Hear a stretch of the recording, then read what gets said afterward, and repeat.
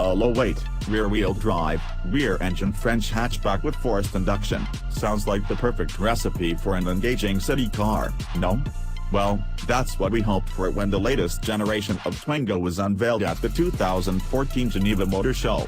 Sharing a structural design with some of Renault Sport's most famous sports cars, such as the iconic Clio V6, the Twingo promised everything from engaging handling to impressive levels of practicality. Unfortunately, the car ended up with felt closer in character to a Renault Dauphine than an R5 Turbo. The steering was decidedly vague, straight-line performance was modest, and that innovative and potentially playful chassis was set up for safe and predictable understeer. In short, Renault had failed to make the most of a platform that we knew could do better.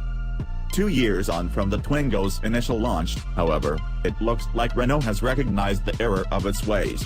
Handing the reins over to the talented guys at Renault Sport, the new Twingo GT hopes to emulate the success of the previous generation Twingo 133 Renault Sport, a car we loved for its frisky handling and easily accessible performance. Starting with the strong platform, in theory, at least, the team have fiddled rather than replaced.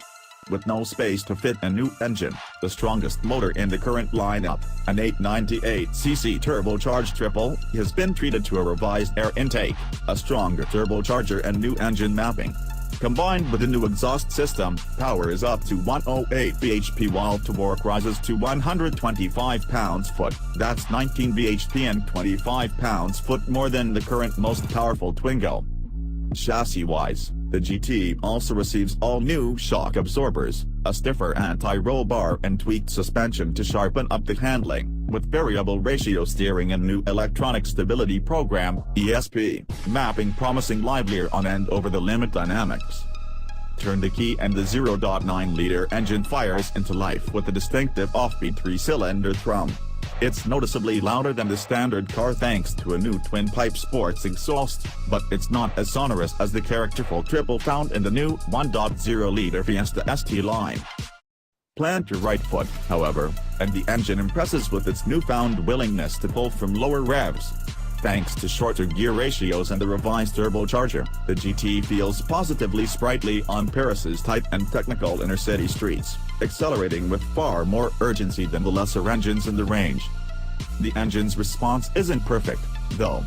Boost comes in quite abruptly at 2,000 revolutions per minute, and even if you're higher up in the rev range, there's a noticeable delay before the engine starts producing usable power.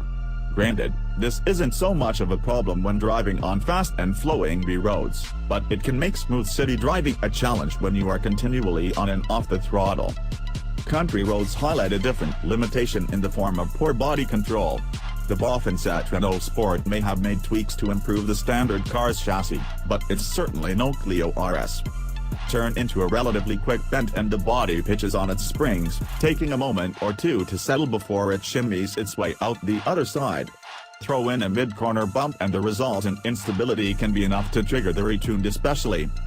With variable ratio steering, it feels rather darty, too, a characteristic we suspect we'd enjoy if only there was more feedback through the wheel. Push on in a tight corner and it's almost impossible to judge where the limit of grip is, with virtually no change of weight communicated through the rim. Ultimately, the Twingo still feels most at home in the city, the environment in which the platform was designed to excel. With light steering, an 8.9 meters turning circle and short overhangs, you'd be hard-pushed to find something more maneuverable this side of a black cab. And somewhat surprisingly, the ride hasn't suffered too badly from the retuned suspension or the whopping 17-in wheels. Should I buy one? With Renault confirming earlier this year that a Twingo RS is off the cards, the GT now sits atop the range as the most driver-focused Twingo on offer. But should you buy one? In short, no. It's unquestionably better to drive than the Lizards, but it's still no driver's car. And that's fine, you might reason, because it's a city car. But putting its remarkable turning circle to one side, it still pogos over undulations, thumps over potholes and has limited space in the rear due to its unconventional layout. Factor in the £13,755 asking price, And if it were our money, we'd save £1,300 and buy a well-rounded city car that's thrilling to drive, packed with equipment and practical to boot, the Volkswagen Up 1.0 TSI.